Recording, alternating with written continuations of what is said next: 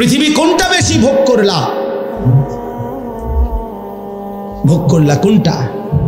মোবাইলের নারী, এটা কি ভোগ করা হইল? মোবাইলের ছবি, এ তো ধোকা, এ তো ছায়া, এ তো ছায়া, এ তো প্লাস্টিক। এটার ভিতরের যেটা, এটা তো ছায়া ছবি, এটা তো আসল নারী না। আসল নারী তো না, এটা তো ছায়া। এটা ছবিও না, ছবির ছায়া। ছবিও না, এটা ছবির ছায়া, এটা স্রেফ ছায়া। এই ছায়া দেখে দেখে আহা, যে যুবক তার চরিত্র নষ্ট করে দিল, যৌবনের সক্ষমতা নষ্ট করে দিল, তার চাইতে অপদার্থ আর কেউ হইতে। ওই শিখলো কি, পড়লো কি, পরে কে কি পড়াইলো, এই বেউকুফে কি শিখলো, কিত্ত এতে স্কুলে গেল, কিত্ত এতে কি করলো, আমি কিছু বুঝি না। কি পড়লো সে? আফসোসের বিষয়। এই জন্য দয়া করে আমাদের জিন্দিগি আখিরাত, আমাদের জিন্দিগি কি বলে?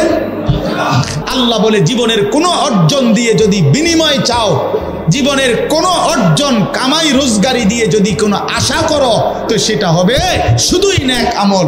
সেজদা দিয়ে কিছু চাইতে পারো, রুকু দিয়ে কিছু আশা করতে পারো, হজ করে কিছু আশা করতে পারো, দান সাদকা করে কিছু আশা করতে পারো, হালাল রোজগার করে কিছু আশা করতে পারো, ছেলে মেয়েকে দিন শিখিয়ে কিছু আশা করতে পারো, মেয়েটাকে পর্দানশীল বানিয়ে কিছু আশা করতে পারো, স্ত্রীকে পর্দানশীল বানিয়ে কিছু আশা করতে পারো। নাই তো কোনো সুদখোর কোনো আশা কইরো না, কোনো ঘুষখোর কোনো আশা কইরো না, কোনো কিস্তিখোর কোনো আশা কইরো না, কোনো মদখোর, গাঁজাখোর, ফুট্টাখোর, বাবাখোর, ডাইলখোর, হারামখোর, ইয়াবাখোর বেঈমান তুই কোনো আশা করিস না, নাফরমান। তোর জীবন দুনিয়াও লানতের, তোর আখিরাতও লানতের। তোরে দুনিয়াবাসীও তোরে লানতের যোগ্যই মনে করে। মনে রাখেন ছেলেরা, বাপ মনে রাখো, তোমরা যারা চরিত্রহীন, এক ওয়াক্ত নামাজ পড়ো না, কোনোদিন ফজরের নামাজ পড়ো না, তুমি হাইওয়ানকে কোনোদিন কোনো মানুষ সভ্য বলে না, লম্পটকে কেউ নেককার বলে না, গাঁজাখুরকে গাঁজাখুরেই বলে, সুদখুরকে মানুষ সুদখুরেই বলে, নেককারকে মানুষ নেককারই বলে। আমনে সুদ খাইবেন, মানুষে আমনের জুনায়েদ বাগদাদি কইব, হ্যাঁ মানুষে চিরা খায়, আমনে হুদা ভাত খান। হ্যাঁ, মানুষে বোঝে না আমনে বাট পার না, সিটার মানুষে বোঝে না, মানুষে শুধু চিরা খায়। হ্যাঁ, কি মনে করেন? এই জন্য অনেক ছেলে নিজের চালাক মনে করো তোমরা, সারা রাত উলঙ্গ ছবি দেখে নিজেকে বুদ্ধিমান মনে করো, সারাটা জীবন রাত দিন মোবাইলে নারী ছবি দেখে প্রিয় সন্তান নিজেরে খুব চালাক মনে করছো। না বন্ধু, তুমি বোকামি করছো। তুমি দুনিয়াতেও অভিশপ্ত, তুমি আখিরাতেও অভিশপ্ত। সেজদাবিহীন নাফরমান দুনিয়াতেও মালউন, আখিরাতেও মালউন। যার কপালে সেজদা নাই, তুই বেটা অভিশপ্ত, বেটা মালউন, বেটা রাজিম, বেটা অভিশপ্তই জিন্দেগি। আল্লাহ কোরআনে বলছে, আল্লাহ ইবলিসকে বলছেন, ইবলিস সেজদা দিলি না, আজকের থেকে তুই রাজিম, ফাখরুজ ফাইন্নাকা রাজিম, তুই অভিশপ্ত বেটা। এজন্য কোন নাফরমান মূলত সম্মানী হয় না।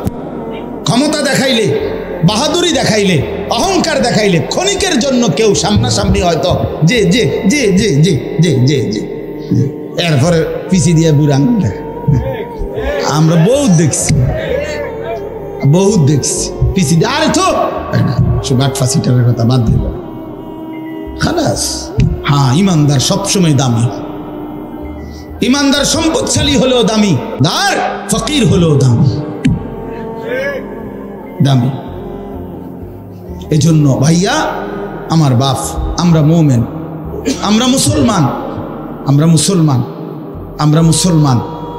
আমাদের জিন্দেগি আখিরাত, আমাদের জীবন পরকাল, আমাদের বেঁচে থাকা আখিরাতের জন্য, আমাদের রাত আসে আখিরাতের জন্য, আমাদের দিন আসে আখিরাতের জন্য।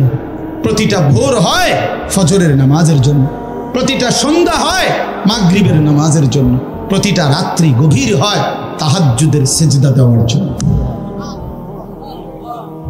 ওয়াহুয়াল্লাযী জাআলাল লাইলা ওয়ান নাহারা খিলফাতাল লিমান আরাদা আন ইয়াযাক্কারা আও আরাদা শুকুরা।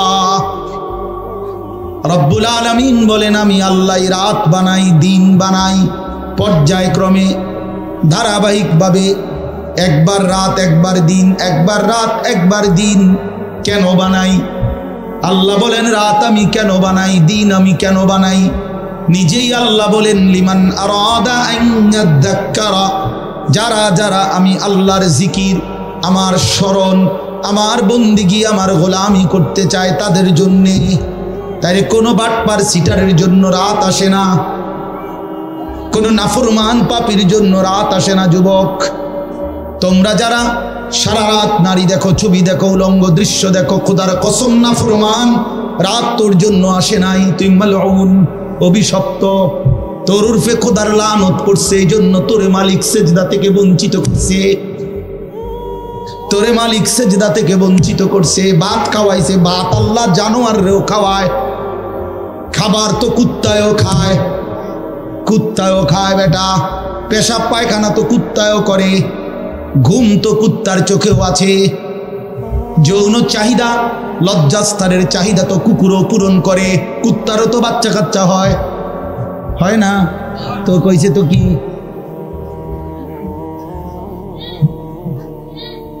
এজন্য যাকে মালিক অভিশপ্ত বানায় তাকে মালিক সেজদা থেকে বঞ্চিত করে দেয়। যাকে আল্লাহ সেজদার তৌফিক দেয় তাকে আল্লাহ সবচেয়ে আপন বানিয়ে নেয়। আল্লাহর নবীর হাদিস, এটা স্পষ্ট হাদিস, আকরাবু মা ইয়াকুনুল আবদু মির রাব্বিহি ওয়া হুয়া সাজিদ। নবী সাল্লাল্লাহু আলাইহি ওয়াসাল্লাম বলেন, বান্দা আল্লাহর সবচেয়ে আকরাব, ঘনিষ্ঠ, আপন হয়ে যায় যখন সে সেজদা দেয়। ওয়া হুয়া সাজিদ, যখন সে সেজদা দেয়। আমার শায়েখ আল্লামা মুফতি মুশতাকুর নবী সাহেব বলে, বান্দা যখন সেজদা দেয় তো আল্লাহ তাআলা বান্দার পিঠে মাথায় হাত বুলিয়ে দেয়, আদর করে, আদর আদর করে, আদর করে বলে, আনিস আসছো না, সেজদা দিলাম, মাশাআল্লাহ, ইরফা রাসাক, মাথা উঠাও, বসো বসো, খুশি হলাম, আপন করে নিলাম, কাছে চলে আসে বান্দা। আল্লাহ যেন বান্দাকে কাছে নিয়ে আসে। এজন্য নামাজের পুরা হালাত, একটা সহজ কথা আপনারা বুঝবেন, আলেমরা এটা সবাই বুঝে, নওজোয়ান ভাই সহ সাধারণ আপনারা যারা, আপনারাও মনে রাখবেন, নামাজের নিয়ত বাদলেই একটা মজার বিষয় হলো এরপরের সব সম্বোধন আল্লাহকে লক্ষ্য করে যা বলে নামাজি, সব আপনি করে বলে। আপনি মানে এমন শব্দ আরবি ব্যবহার করে যেই শব্দ দ্বারা আপনি অর্থ হয়। অর্থ হলো মানুষ মুখাতাব, এই আপনি বলে কাকে? যে আমি যেমন বললাম আপনি কেমন আছেন, এটা বলে কাকে? যে এখন নবীনগর হেরে কইতেছি, ঠিক না? কে কারে? বুঝছেন কি না? বলে এই যে মকবুল ভাই আপনি কেমন আছেন, ঠিক না? তাইলে কাছের ওয়ালারে মানুষ কি বলে? আপনি বলে। এটা মুখাতাব, সম্বোধন করে তাকে, হাজের, এটা উপস্থিতকে। তো নামাজের নিয়ত বাঁধলেই রব্বে করিম বান্দার একদম মুখোমুখি হয়ে যায়। এজন্য বান্দা শুরুই করে সুবহানাকা, আপনার পবিত্রতা বর্ণনা করছি, আল্লাহুম্মা ওয়া বিহামদিকা, আই মাওলা আপনার প্রশংসা করছি, আপনার, আমিও আপনার কাছে, আপনিও আমার কাছে। হ্যাঁ, ওয়া তাবারাকা ইসমুকা, কা মানে আপনি, ওয়া তাআলা জাদ্দুকা, কা মানে আপনি, ওয়া লা ইলাহা গায়রুকা, কা মানে আপনি। আবার একদম শেষ পর্যন্ত দেখেন, আল্লাহুম্মা ইন্নী যালামতু নাফসি, এ তু মানে আপনি, আল্লাহ আমি জুলুম করেছি, ফাগফিরলি, আপনি আমারে মাফ করে দেন। সর্বশেষ শব্দ ইন্নাকা আনতাল গফুরুর রহিম, ইন্নাকা নিশ্চয়ই আপনি, আনতাল গফুরুর রহিম আপনি তো ক্ষমাশীল, আপনি তো দয়াবান, আপনি তো মাফ করে নেওয়ালা। কায়নাতে আর মাফ করবে কে? আমি গোলাম আপনার কাছে, আপনি আমার কাছে, আমারে মাফ করবেন না তো মাওলা কারে মাফ করবেন? যদি আমারে মাফ না করেন সেজদা দিলাম কেন? রুকু দিলাম কেন, আত্তাহিয়াতু পড়লাম কেন, দুরূদ শরীফ পড়লাম কেন? রব্বুল আলামিন বলে বান্দা আরো দূরে থাইকাও তো মানুষ মাফ করে দেয়, এত কাছে এনে আমার মতো মেহেরবান মাফ করব না কেন? যা বান্দা মাফ করে দিলাম। এজন্য নবীজি বলছে এক নামাজের পরে আরেক নামাজ বান্দা যখন আদায় করে মুকাফফারাতুন লিমা বাইনাহুন্না, তো দুই নামাজের মাঝের গুনাহ আল্লাহ মাফ করে দেয়। কি মনে করছেন হ্যাঁ চালাক নাফরমান চালাক হয় না, ইমানদার চালাক। নামাজি চালাক, সে বুঝে আমার দুনিয়াও চলতেছে, অসুবিধা কি, আমার আখিরাতও ঠিক হচ্ছে। কথা বোঝেন নাই? আমার দুনিয়াও চলতেছে, আমি তো দুপুরে ভাতও খাইলাম, জোহরের নামাজও পড়লাম, অসুবিধা কি? আজকে না, আজকে রোজা রাখছি, তো বুঝাইলাম যে ইমানদার তো বুঝে, ইমানদার সহজ হিসাব এটা। আমার তো দুনিয়া চলতেছে, আমি তো বিয়ে করছি, আমার তো বাচ্চা হয়েছে 4টা, আমার তো ঘর আছে, আমার ঘরেও সোফা আছে, আমার ঘরে ফ্রিজ আছে 2টা, আমার ডাইনিং টেবিল নাই, ডাইনিং টেবিল না খাট আছে, তো আমার সমস্যা কি? দুনিয়া তো আমার ভোগ করছি, আমি 5 ওয়াক্ত নামাজ আমি জামাতে পড়ছি, আলহামদুলিল্লাহ। সমস্যা কি? আল্লাহকে মাইনা আমি আটকায় গেলাম কোথায়? নাফরমান আগায় গেল কোথায়? আরে বেঈমান তুই কই আগাইলি? এই বেনামাজি অসভ্য, তুই আগাইলি কই? নাফরমান।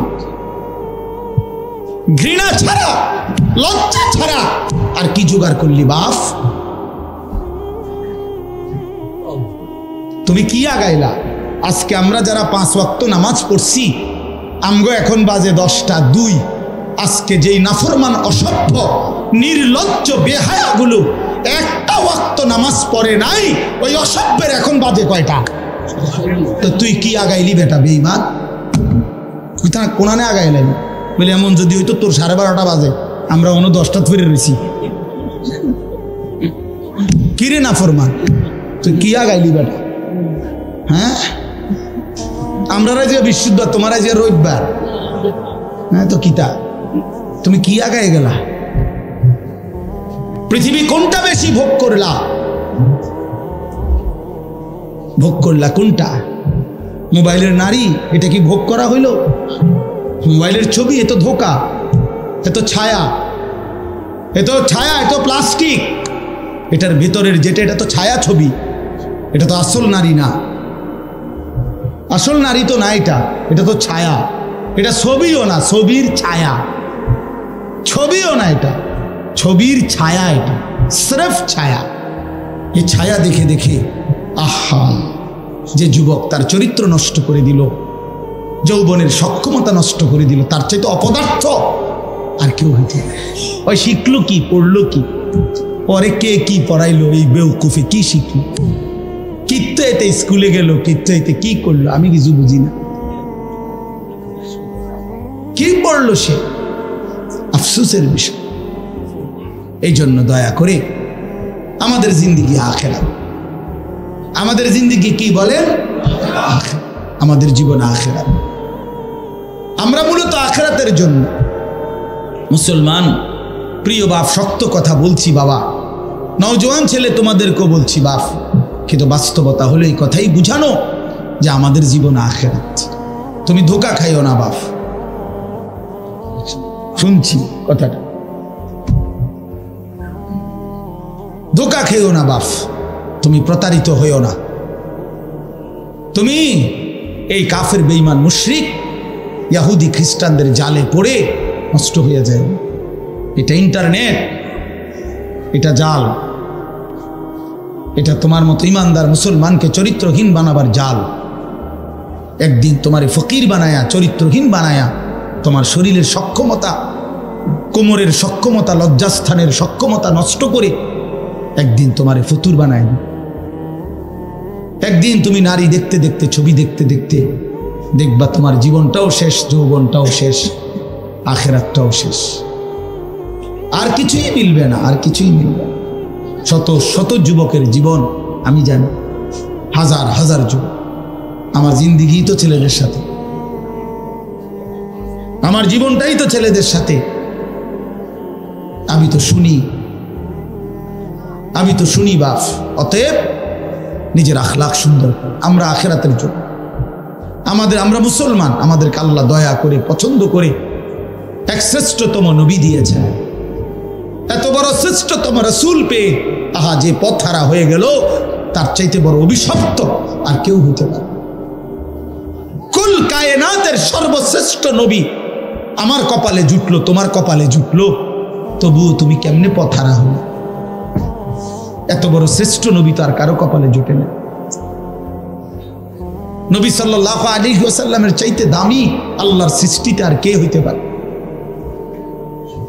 তার চাইতে সুন্দর আমাদের নবীর চাইতে কে তিনি? এমন কে আছে? তিনি হাসলেও সুন্দর, তিনি কাঁদলেও সুন্দর, তিনি হাঁটলেও সুন্দর, তিনি বসলেও সুন্দর, তিনি কথা বললেও সুন্দর, তিনি চুপ থাকলেও সুন্দর, তার প্রতিটা সিদ্ধান্ত সুন্দর, তার প্রতিটা নড়াচড়াও সুন্দর। আল্লাহর নবী সাল্লাল্লাহু আলাইহি সাল্লাম ইমানদারও 1450 বছর ধরে নবীকে পরীক্ষা করছে। তিনি ইমানদারের চোখেও সর্বশ্রেষ্ঠ। পৃথিবীর সমস্ত কাফের বেঈমান, মুশরিক, নাস্তিক, মুরতাদ, দার্শনিক তারা পর্যন্ত নবীকে নিয়ে, আমাদের নবী সাল্লাল্লাহু আলাইহি সাল্লামকে নিয়ে গবেষণা করছে, একবার দুইবার না, লক্ষবার। তিনি তাদের কাছেও শ্রেষ্ঠ। কারো কাছেই তো তিনি এক জাররা, এক বিন্দু 23 বছরের 63 বছরের এই পবিত্র জিন্দেগিতে একটা কলমের দাগ বসাবে, একটা লাল কালির ফোঁটা দিবে আমার নবী সাল্লাল্লাহু আলাইহি সাল্লামের জিন্দেগির উপরে, এমন কেউ হয়েছে কোথাও? তাহলে আমরা সেই নবী সাল্লাল্লাহু আলাইহি সাল্লামকে ছেড়ে দিলাম কেন? কেন ছেড়ে দিলাম? এই জন্য দয়া করে ভাবতে শিখি। আমরা বাবাদেরকেও বলি, নওজোয়ান ছেলে তোমাদেরকেও বলি, পর্দার আড়ালের মা বোনদেরকেও বলি, মা আখিরাতের ফিকির করেন। আখিরাত যদি ফিকির হয়, পরকালের যদি ভাবনা হয়, তাহলে আমাদের পরকালের শ্রেষ্ঠতম সিজন আখিরাত কামাই করার মাহে রমজান। মাহে রমজান আমাদের সামনে। মাহে রমজান আমার, রমজান মানে ভিন্ন কিছু। রমজান মানে আখিরাতের মাস, রমজান মানে মেহনতের মাস, রমজান মানে পরিশ্রমের মাস, রমজান মানে দুনিয়া ভুলে জান্নাত কামাই করার মাস। রমজান সিজন, রমজান মৌসুম, আখিরাতের মৌসুম, আখিরাতের মৌসুম, পরকালের মৌসুম।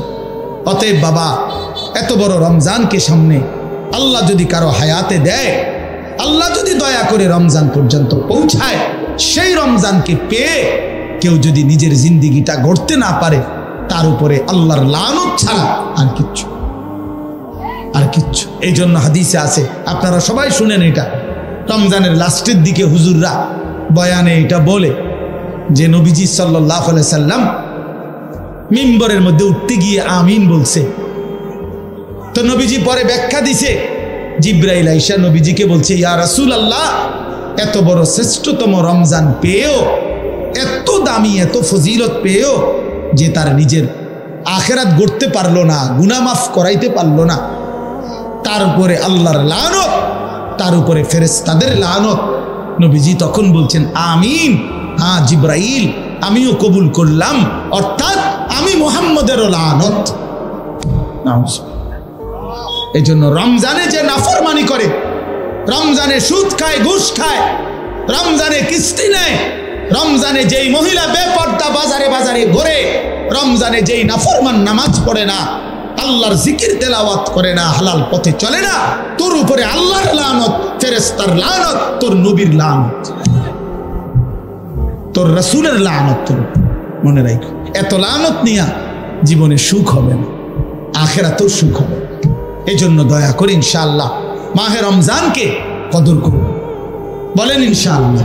ছেলেরা বলো বাবা ইনশাআল্লাহ।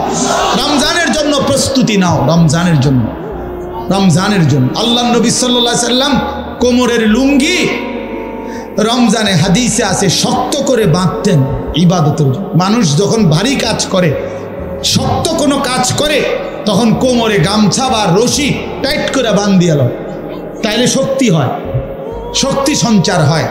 আল্লাহর নবী সাল্লাল্লাহু আলাইহি সাল্লাম রমজানে রাত্রি জাগার জন্য কোমরে লুঙ্গি শক্ত করে বেঁধে নিতেন, ইবাদতে ডুবে যেতেন, আল্লাহর বন্দেগীতে লেগে থাকতেন। অতএব আমরা রমজানকে কদর করবো ইনশাআল্লাহ।